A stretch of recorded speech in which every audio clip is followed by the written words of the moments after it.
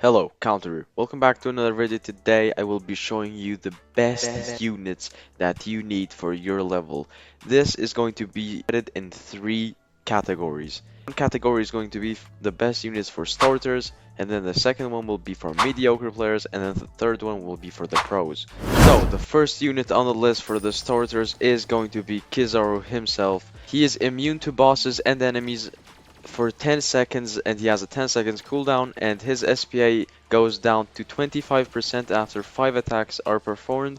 And Thor is insanely OP is because of his SPA. His SPA will always basically stay on minus 25%, and he's a very good shield breaker, absolutely broken for players, and for Paragon he will be very useful, and also he will be useful for dailies.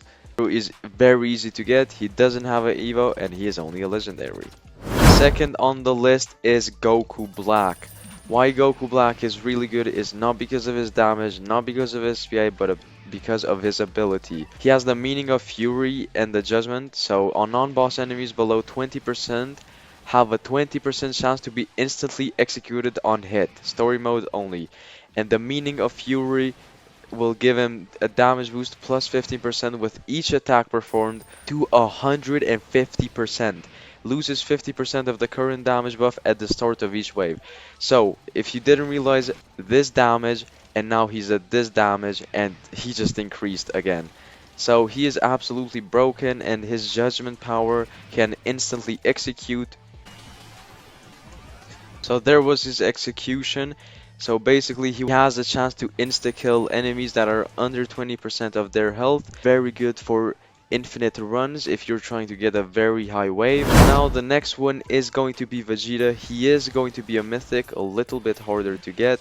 Poor placement, very good to macro on full dungeons.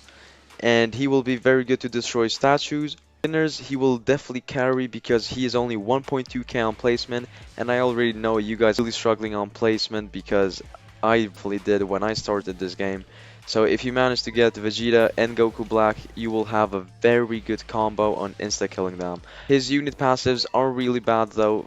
I don't have mine evoed, but the first one is Proud Warrior, which basically if he doesn't do any attacks, he will get minus 20 SPA, and then he will only do like 2 or 3 attacks with that minus 20% SPA. Pretty bad passive, but a very, very good placement unit. So definitely get him, and you don't even have to evo him, and you can solo basically the whole story with just Vegeta. The next one is basically self-explanatory. It is Speedwagon himself. Without this guy, you cannot really do any progress on the game.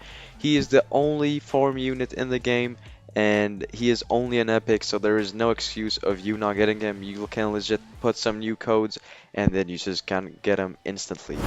Next on the list is going to be Pain, otherwise known as Agnoy on this game.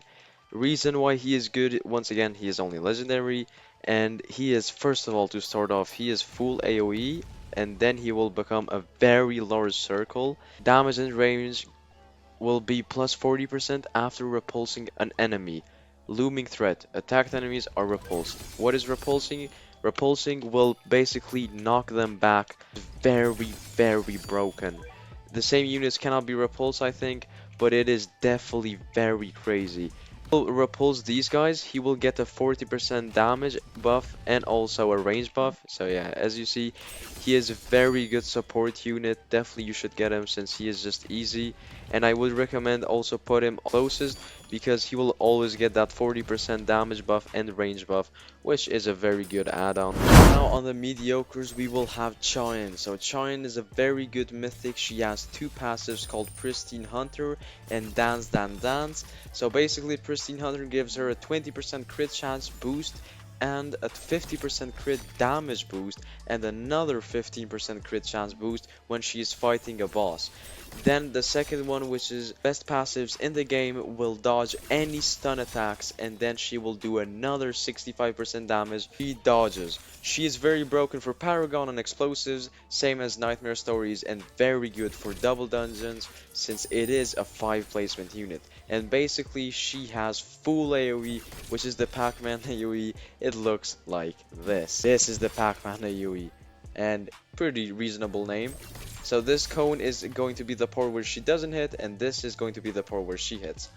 Make sure to get her and use her for your macro and for your Paragon runs. Second in the list is Sasuke. So Sasuke is another mythical, which he is a support.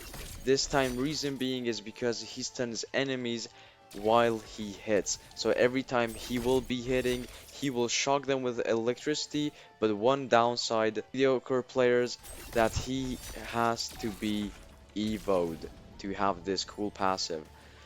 So his items aren't hard to get, but definitely can be annoying sometimes because all of these legend stages can really fry your brain. What he is good for, he is good for normal classic matches because on placement I think he gets the electricity, not sure.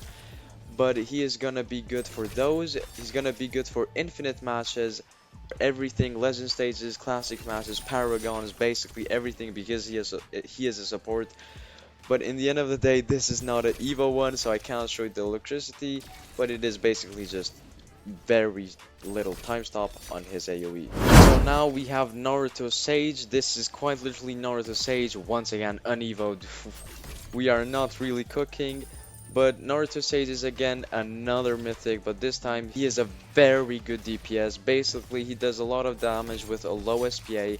Every time he hits, not kill, but only hits, he gets a 2% buff on his damage. That being max, still 35 or 36%, I cannot remember. And his second ability is when he does an attack for 6 seconds, his SPA goes down minus 5% and maxes out to 15%.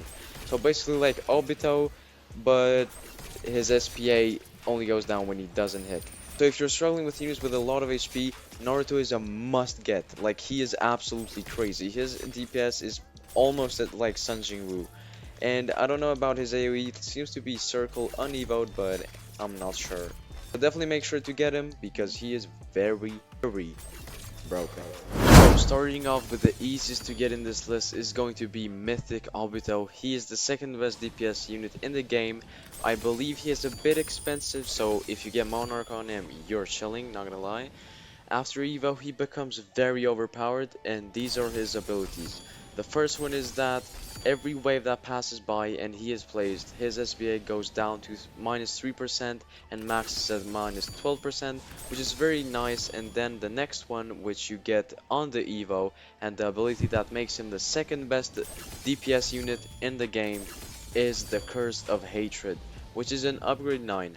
He will do burn, and the burn does 30% of his current damage, so as I said, with a good trade and a good buff, he will be useful in every scenario. So make sure to get him, since he's easy to get. The kind of damage he has and the SPA he has are just absolutely broken. Next on the list we have Sun Jin-woo. Sun Jin-woo is another mythic, but he is the best mythic in the game. So he currently has 3 passives, and one of them buffs Igris, which Igris, if you didn't know, is the best unit in the game. He is pretty wild, so basically Sun Jin-woo is a must-have unit. He has damage, SPA, but let's see his passives. So his first passive, every time he kills a monster, he will gain 0.1%. So for example, when he attacks right about now, you can see that there is 1% popping on top of his head, and that is the percentage buff he is getting every kill. This will also max out at 40% of his damage, which is wild, not gonna lie. And then his second passive is called Necromancer, which gets unlocked at upgrade 8. So he will spawn his own enemies, and then they will collide with the monsters, and every time they collide, he gets a 2.5% damage buff increase per collision. So let me just show you what I mean. This is called Arise, 135 seconds, and you can see he will be spawning them. I mean, you cannot really tell as of right now because they're getting instantly killed, but he is going to be spawning them right here. Every time they collide, he will be doing an extra 2.5% buff on his damage that is increasing like crazy. So I like to mention that these buffs are hell OP because they can also scale in infinite, which is absolutely broken. Now for the third ability is King of Shadow, which means when Igris is in Sun Jin-woo's range and then the shadows he spawns from the second ability collide, he will buff Igris, and that maxes out at 25%. So basically, if you don't have Sun Jin-woo, there is no chance that you're going pro because he has everything that you need in this game. So get the gems and get him, and his evo is pretty easy as well. So why not get Sun Jingwu? Bro is really just broken. So next we have Alucard. He is a secret unit that you can pull from banner with the percentage of 0.004%. Yeah, that's hella rare, I can't lie. But he is considered as a very good buff and insane DPS unit. He has both, and he is the second best unit in the game. So basically he has 3 abilities as well. His first one is that bleeding. You can see where his bleeding is hitting. So one is called wounded and one is called bleeding. So bleeding will do 25% of his current damage. Pretty good, I cannot lie. The wounded part, that is going to be where bro is a buff as well. Every time he wounds someone, if let's say he just wounded someone right now and my obito just hit, my obito would do an extra 25% damage. So every time he wounds someone and the other unit hits as well, they will do an extra of 25% more damage. So he buffs basically everybody if they hit the same as him. Don't forget he is full AoE with a lot of range. So this is his range. He's doing 6.8k damage with Fortune. And he is also 3 placement, his 2 passives, and his 3rd passive is actually a skill. This is going to be his thing, Alucard Vampire King. Only a human can destroy a monster. So basically he will be spawning these masked goals. They don't do a lot of damage, but every goal that collides will increase 1% damage on Alucard, 35% being maxed. And also one fun thing about them is while he does that, he will have minus 10% SPA as well. This unlocks at upgrade 11. So Alucard cannot be a must-have unit obviously because bro is 0.004%, so not everyone will be able to get him, but he will definitely be good if your luck is good. So now for the best unit in the game. As you can see, bro is legit soloing wave 26 by himself. It is Igris. Igris is another secret unit that is obtainable from Legend Stages Act 3 on double dungeons. Basically everyone macros for him, I mean pretty understandable, who would sit there for 600 matches to get 1 unit, but obviously he is going to be the best unit in the game. It is Igris, it is Roblox, it is tower defense games.